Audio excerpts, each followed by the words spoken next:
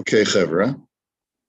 So we were learning yesterday about the mitzvah to give another Jew a loan. And we said that, let's see, that we said that there's a mitzvah to lend not only to a poor Jew, but even to a Jew of means who needs the money. If he needs the money for his sustenance and not, to make up a shortfall, not to use the money as an enterprise, okay?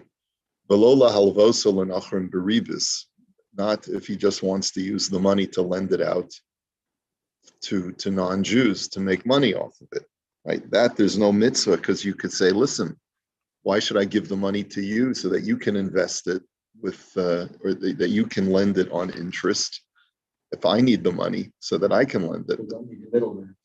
That's right. But I mean, isn't that help somebody start a business? Yeah, I was wondering about yes. that. So we'll see. We'll see what are the exceptions to this rule, right? So we'll see. O bishar masa umatan, or any other kind of investment. Shenemar. Now, as it could be, a guy says to you, listen, you have extra finances, Baruch Hashem, that you can use your disposable income. You can help me get started in a business. So we'll see that. That's the greatest tzedakah, right?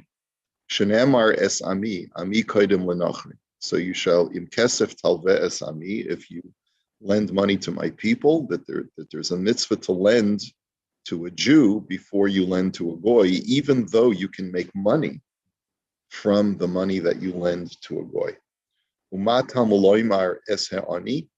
Why then does the Torah say the poor man, if this applies to wealthy Jews as well? Lahaktim ani la'ashir. It's to tell me that if I have a limited amount of money, and I could either lend it to a wealthy man or to a poor man, my priority should be the poor man. Imach, es ha'ani imach, the poor man that is with you. Lahaktim aniyecha hakrovim l'sha'ar aniyei ha'ir. This is to tell me, and this, by the way, is the priority in Hilchos tzedakah as well, to tell me that I have a priority to lend to my relatives before I lend to people who are just local folk that are not my relatives. My relatives take priority. And also, the poor of my own community take priority of the poor of another community. As has been explained in the laws of tzedakah in Yoredeya. And the mitzvah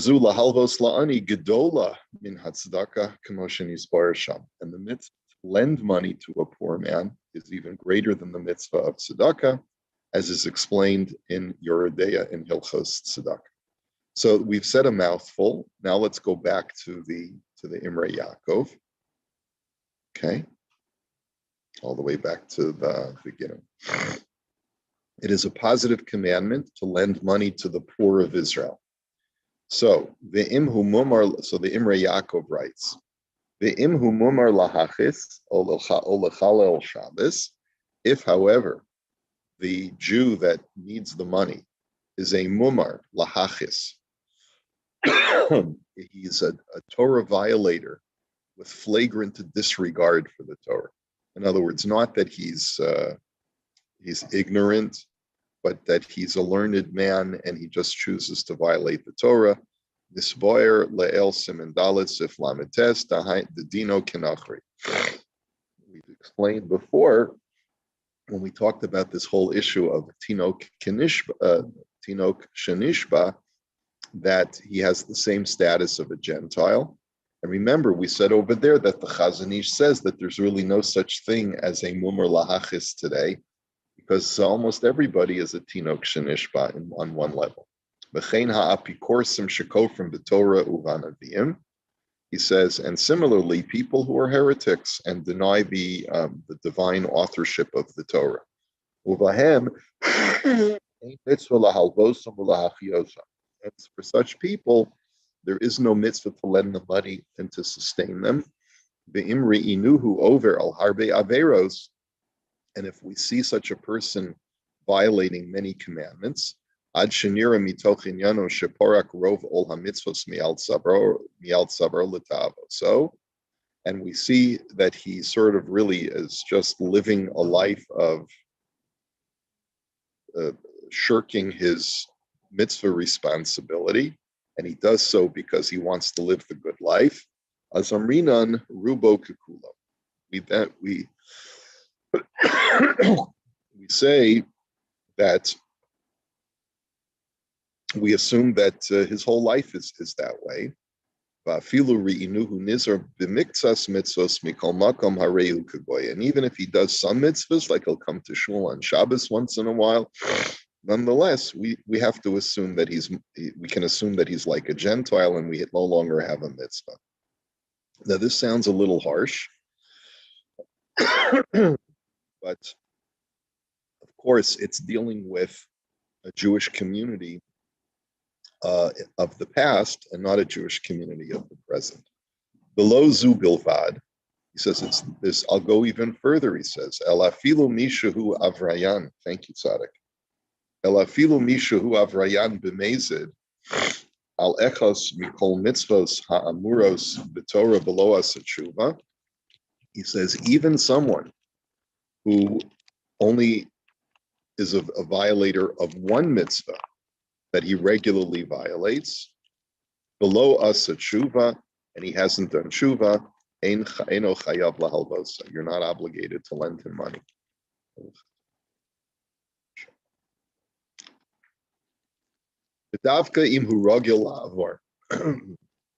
But that's only if he regularly violates the mitzvah. And that's what we call a mumar l'te'avon, a person who violates the Torah out of a weakness or wanting to enjoy or indulge himself in a certain pleasure. What? Desire, yeah. But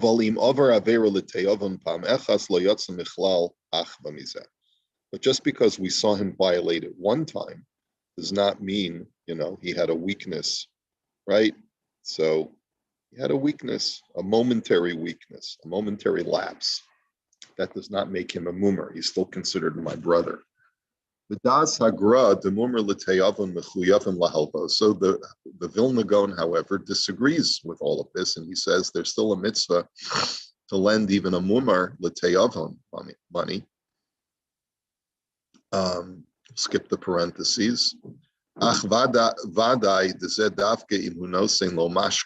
He says, but certainly you're entitled to take collateral from him. He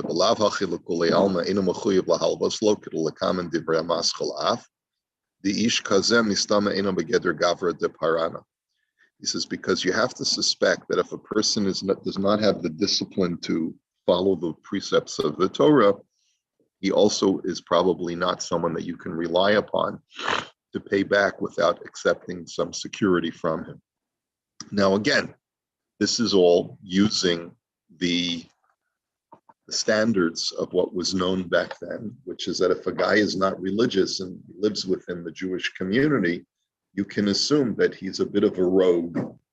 But that's not true today, right? We know that that's not true today. So that's why you have to follow the Chazon Ish in this respect and say that all Jews are Jews.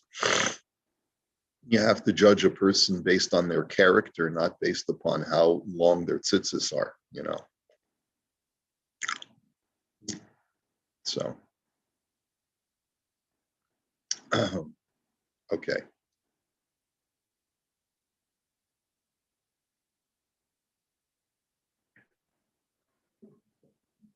All right. Let's go on to the next piece, Yisrael. It's a mitzvah to loan money to a Jew. Now,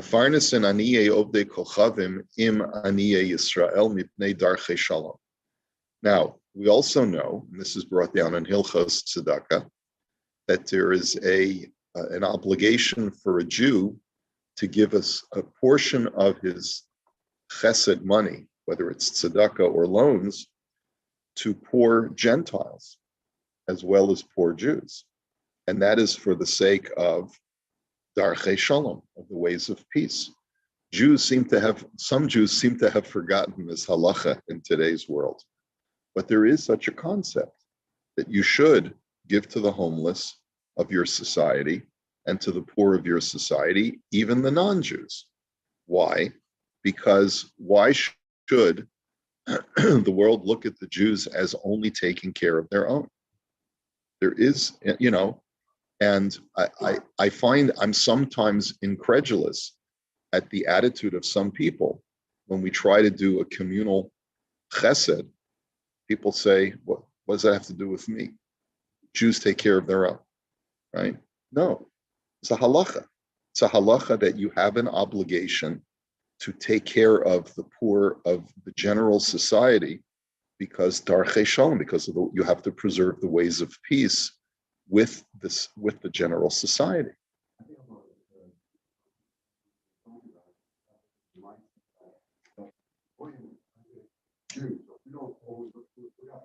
Yeah, you're not going to take care of me, so why should I take care of you? Come on, where are we, in the sandbox? Let's it's that's absurd. That's the way a child speaks. And unfortunately, there are people who are childlike, but that doesn't mean that doesn't make it right. Right? The Jews we are supposed to rise above the rest of the world. Don't use bad examples of the world around us to justify bad behavior. Okay. The lav dafka im aniyei Yisrael, ela afilu aniyei akum lechud mefarnesim. And it's not just if you have an opportunity to provide for both Jews and Gentiles together, but even if there's a cause that is completely Gentile, you're supposed to support that as well. Amnam ein ze mitzvah ela hetera. It's not an obligation, but it's permission granted. Meaning, which means like this. In other words, you're not obligated to give them on the same level that you're obligated to give a Jew. What this halacha essentially tells you is that normally, if a person is an idolater, a real idolater, right, so then you're not allowed to give them free gifts. You're not allowed to support idolatry. But you are allowed to in order to preserve the peace. So there's a couple of things that need to be stated over here. And that is number one. We're talking about akum. The word akum is an acronym for Ovdei Kochavim Umazalot, people who worship the stars and the constellations, people who are true heathens, pagans, idolaters. The first thing that has to be stated is that it's not clear that the Gentiles among whom we live today are true idolaters. I don't know about you, but I haven't met too many people who are Zoroastrians or are, star worshippers.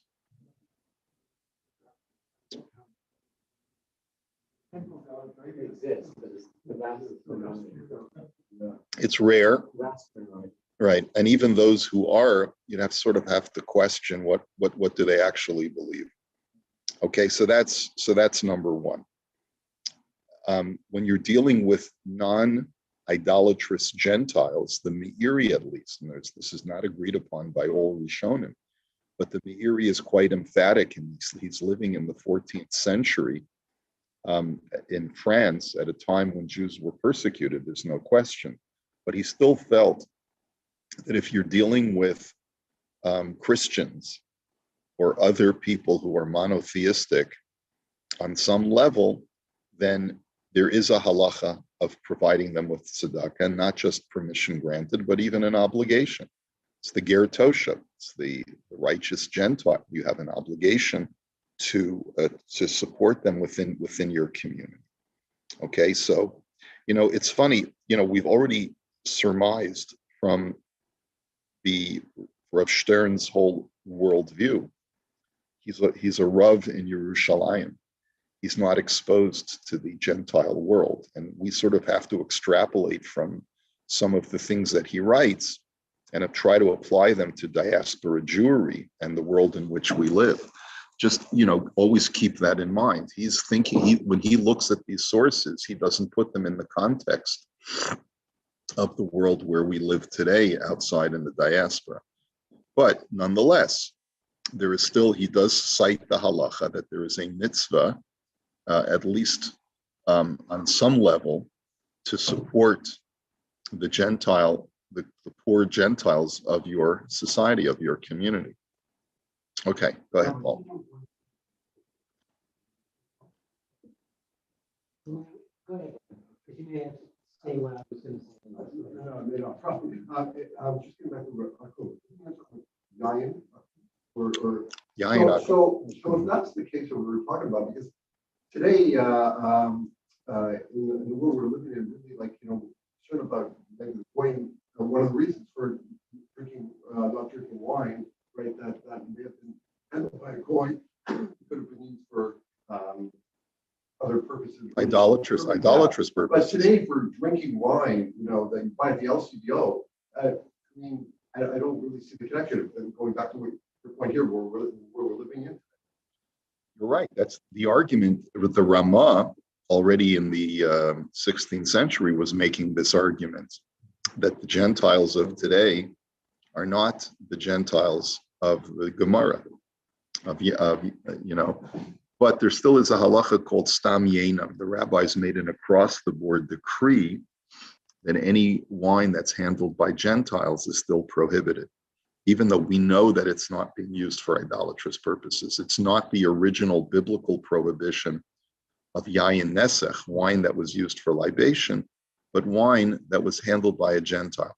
There are certain leniencies that when we know that a person is not idolatrous, that you can rely on. But as a general rule, traditionally Jews have been very machmir in this regard, because there's still a secondary reason for stam yenam, which is chasnus. What does that mean? You don't want to intermarry. So when you share wine with a Gentile, you sit down and you have a meal with wine, there's a certain kinship that's generated. It does, which surprisingly was never included in the original ban. Fortunately, Muslims don't drink beer, at least the religious ones, so you don't have to worry about that. But Christians do. So I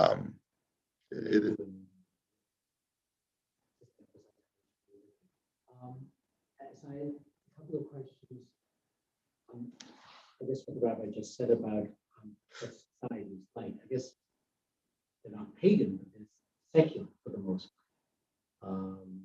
So I guess secularism is that synonymous with monotheism, that they just don't have a God at all? Because I think that's where society is more like. Right. Everything okay? Yeah, I slept in. Oh, okay. It happens to the best of us. Doing late shift the last 2 days. Yeah. Catches up with All right. Just want to make sure that everything's okay. All right, good. All right, good. Thank you. So if it's a secular world, I mean, that is the same kind of thing. It's not pagan. It's our relationship with the non-Jewish world. They don't have to be monotheistic. They can, as long as they're not pagan. They're completely non-theistic. You're right. That's what you're saying. Yeah, it seems that the Meiri's terminology is that they are refined with through monotheistic faith. In other words, society is civilized and genteel, and as a result, we have to treat the Gentiles within it on a higher level than we would treat a pagan. Yeah, it could be. I don't know. So, I guess the other question sounds like it's a. There's a joke about venereal disease in Gentiles, but anyway, I won't go there. Yeah, okay. I wonder why the rabbi was laughing. It was nothing I said. But Sorry. I'll go on. It sounds like it's a separate mitzvah. It's not considered tzedakah to give to non-Jews. It's just the shalom aspect. So if you're doing your calculation of your 10%, right. So that's the thing, is that it sounds like from the Meiri at least that there's even a mitzvah of tzedakah beyond darchei shalom, beyond keeping the peace, which is to support the ger toshav in your midst, the righteous Gentile in your midst. So not everyone agrees to that. So one could say that it, if one wants to look at it only from in terms of darchei shalom, that's fine. That's fine. But I certainly look at it from the darchei shalom aspect, and I say, and when I think of darchei shalom, I think not just of, I'm worried it's gonna be anti-Semitism, so we got to be nice to the goyim. That's not. I don't look at it from that perspective. I look at it from the fact that we have to make a kiddush Hashem, that we have to sanctify God and demonstrate that the Jewish people have a higher calling than just taking care of ourselves.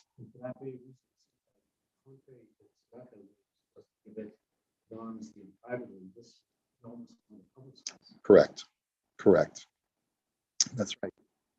So when they give to hospital Jewish names on wings that are given to hospitals and things like that, I mean that's falls into this category too to some extent, because you're giving to the broad community. I believe so. It's one of the greatest testaments to the Jewish people that in every major city where Jews have lived, there's a Mount Sinai or a Cedars of Lebanon or some other kind of Jewish sounding name. But even in Toronto, Moses Montefiore. A Jewish hospital Right. That's right. It was done because of anti-Semitism. I almost want to put that aside because one could say, well, that's still kind of a Jewish thing. But even when you go to a non-Jewish related hospital, you see Jewish names all over the place. There's a certain pride in seeing that and saying we're helping the community. Right. It is interesting to me because, we look at the Muslim world in Canada today, which there's like 4 times as many Muslims as Jews, if not 5 times or 6 times as many. They're still very raw here, but their culture did not, even though they have a mitzvah of tzedakah, the zakat, they have a mitzvah of tzedakah, but they haven't really invested in the general infrastructure within the community in the same way that the Jewish community did at the beginning of the 20th century, which to me is fascinating. It's a cautionary tale that we can't say, okay, so let the Muslims take care of it now, because they don't have the same ethic necessarily as the Jewish people had when we came into the Western world. Well, that's why I said, like Jews built hospitals. What have Muslims built for the general society in the few decades that they've been here? Maybe they will. Maybe they still will.